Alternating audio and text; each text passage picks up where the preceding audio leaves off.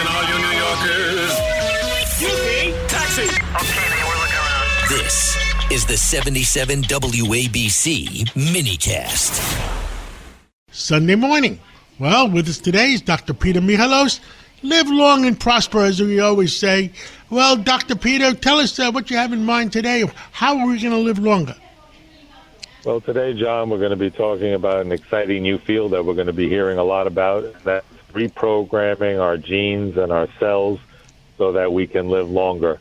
Because there is something called epigenetic reprogramming, where basically each one of our cells has a copy of the younger version of itself and the younger software. And one of the interesting people that was studied was 117-year-old Maria Morera, who was born in 1907 and died in 2024. And just seeing some of the differences in her genes, and then how can we achieve that if we don't have those genes? So fortunately, a very prominent surgeon in Japan named Dr. Yamanaka in 2012 got the Nobel Prize because he found that each one of our cells has a younger version of itself, and he called it epigenetic reprogramming, where you biologically reverse the age of cells. And it's very exciting because this year, after a discovery by Dr. Liu, who worked in the lab of David Sinclair at Harvard, found that they reversed the blindness in mice with glaucoma and in apes. And this year it's happening as we speak up in Boston.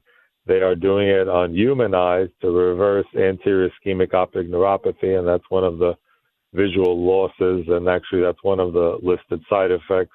Rare, but it's happening with people with the weight loss drugs and in glaucoma. And it's also, they've shown they can reverse the aging of retinal cells, basically clean up the damage and tell them go back to a younger stage. And this is delivered with a virus. And this is happening as we speak. And soon we're going to see things like age reversal clinics.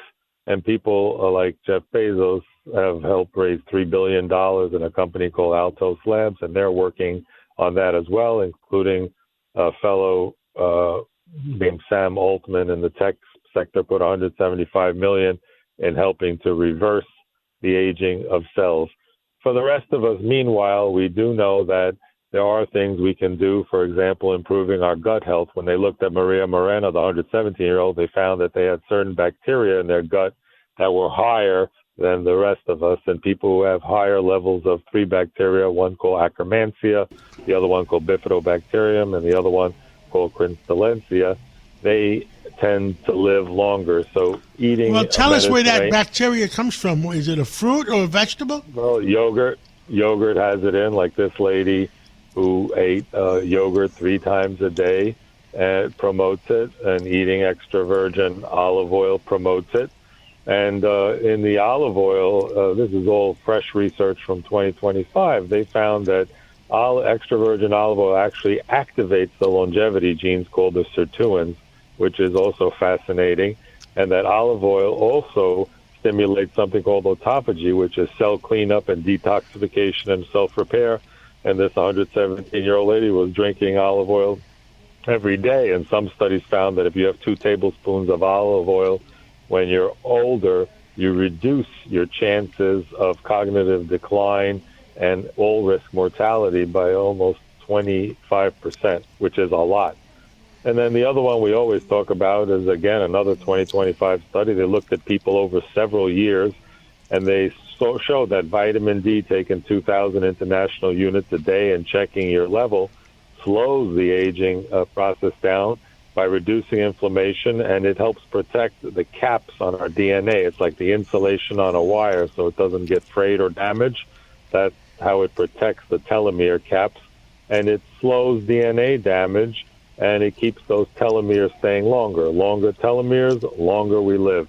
And, you know, this is an amazing area of research, and summarizing a lot of these different papers is difficult, and we try to track it, and there'll be a whole chapter on it on your book, The Death of Aging, and on our X at Death of Aging, where we talk about some of these different studies, but people can keep listening to WABC because we keep them up to date on the forefront of all these exciting areas, including what's happening with stem cell technology to help heal organs, heal joints, and various other areas that we're going to be hearing a lot about in the next few years. Well, Dr. Peter Michalos, thank you for the update. I mean, but it still caps us at 117. What happens if we want to get to 200? Well, the thing is, it's not only the 117. It's not about the lifespan. It's about the health span. This lady lived to be very healthy until, into her hundreds. So I think we don't know what the cap is going to be, especially after this OSK technology. And I look forward to the day of the people, for example, who have scarring from diabetic retinopathy, and look forward to sending them to these clinics where they'll get an injection in the eye and their cells will go back to a younger stage and restore people's eyesight. Well, I'm looking forward to it. Thank you, Dr. Peter Michalos, and we'll catch up again real soon. Thank you, John, for always getting the truth out on the Cats Roundtable.